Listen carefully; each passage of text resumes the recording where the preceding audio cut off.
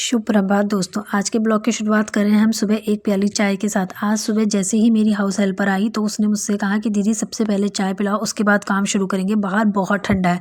तो मैंने कहा चलो ठीक है, चाय बनाते हैं हम। तो फिर मैंने चाय बनाई, हम दोनों ने बैठ के चाय पी। तो मैंने सोचा चाय पीते पीते इसके साथ साथ बर्तनों पर भी हाथ घुमा दिया जाए और सारे बर्तनों को सेट कर लिया जाए, क्योंकि मेरे रात के धुले हुए बर्तन थे तो वो सूख गए थे, तो इनमें ज़्यादा गीला नहीं था, तो इनमें हल्का सा हाथ घुमाने के बाद ये बर्तन सेट हो सकते थे। तो मैंने सारे बर्तनों को किया सेट। उसके बाद इसके साथ साथ मेरी चाय भी ख़त्म हो गई। चाय पीने के बाद मुझे करनी थी खाने बनाने की तैयारी। तो ये मेरा लंच बन रहा है। मेरे हस्बैंड टिफ़िन नहीं लेके जाते हैं, वो घर पे खाना खा के जाते हैं, तो इसलिए हमारे यहाँ सुबह ही दाल चावल रोटी सब्ज़ी सब बन के तैयार हो जाता है। तो मैं ये दाल चढ़ा रही थी, मैंने यहाँ पे प्याज भून लिया था। प्याज भूनने के बाद मैंने यहाँ पे दाल के ऊपर ही टमाटर काट दिया। ये शॉर्टकट मेथड हर कोई यूज़ करता ही होगा। तो मैंने प्याज भुनने के बाद इसमें दाल डाल दी। दाल बनाने के साथ साथ मैंने सोचा है कि आज मैं बनाऊंगी लाई की सब्ज़ी। तो ये है लाई। सबसे पहले ये लाई है, लाई को हमने धो दिया है। धोने के बाद अब मैं इसे बारीक बारीक चॉप करूँगी। तो ये हमने बारीक बारीक लाई चॉप हो गई है। लाई चॉप करने के बाद मैंने साथ साथ में इसमें मैंने कढ़ाई रख दी है। कढ़ाई में मैंने डाला है 2 चम्मच तेल। सरसों के तेल में मैं लाई की सब्ज़ी बना रही हूँ। तो इसमें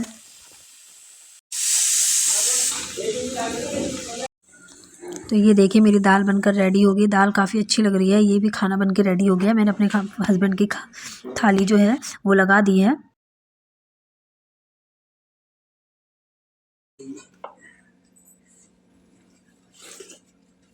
एक्चुअली क्या मुझे भी इसी टाइम खाना अच्छा लगता है।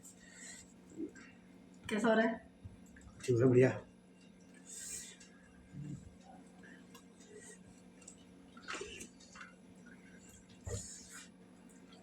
तड़के वाली दाल आती है वाला नहीं? तड़के वाली दाल ही है। तड़के दाल क्या होता है? क्या होता? कुकर में सब कुछ रख के वो उबाल देते हैं, तड़का बना के उसमें डालते हैं। छोक प्याज टमाटर सब उसी में डाल देंगे पहले।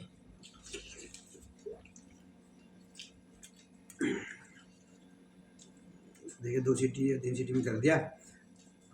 कल कैसे बनती है बना के दिखाना तो कल। मैं ऐसे गाइड कर लूँगा तुझे। आप जो है उसमें एक पैन ले लें। दाल है 3, दाल में भी 2-3 दाल, कुछ मटर है तो मटर डाल देंगे उसमें। फिर बारीक बारीक सब उसके बाद शिमला मिर्च, धनिया, लहसुन, खली भूसा सब मिला देना था उसमें। मिक्स दाल भी डाल देंगे उसमें, जो भी रहेंगे है काली दाल माकी दाल।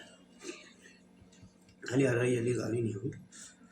देखो वो वाली क्या होती है जो पिंक कलर की होती है, मसूर की दाल भी आधा कटोरी वो 1 कटोरी है। मसूर नहीं, मलका मसूर भी मलका मलका तो काली वाली दाल ही है। मलका जो ऑरेंज वाली होती है वो होती है। मसूर भी है, मैं मसूरी दाल देगा। मेरे हस्बैंड लंच कर रहे थे और मैंने सुबह का नाश्ता किया। मैं लंच दिन में करूँगी। तो उसके बाद मैंने सारे चावलों को इस कैसरोल के अंदर खाली कर लिया, और इससे कि ये चावल गर्म ही रहेंगे। और साथ ही मैंने उसके साथ मैंने रसोई को पूरा साफ़ कर लिया। सारे बर्तन को साफ़ करने के बाद घर के बाकी सारे काम और वो सारे मुझे निपटाने थे, तो इसलिए मैंने रसोई को पूरी क्लीन कर लिया। सारी रसोई क्लीन करके बर्तन धोने के बाद मैंने सोचा अब दूसरे कामों पे हाथ डाला जाए, क्योंकि घर में बहुत सारे काम होते हैं। सुबह सुबह हमारे पास इतना टाइम नहीं होता है।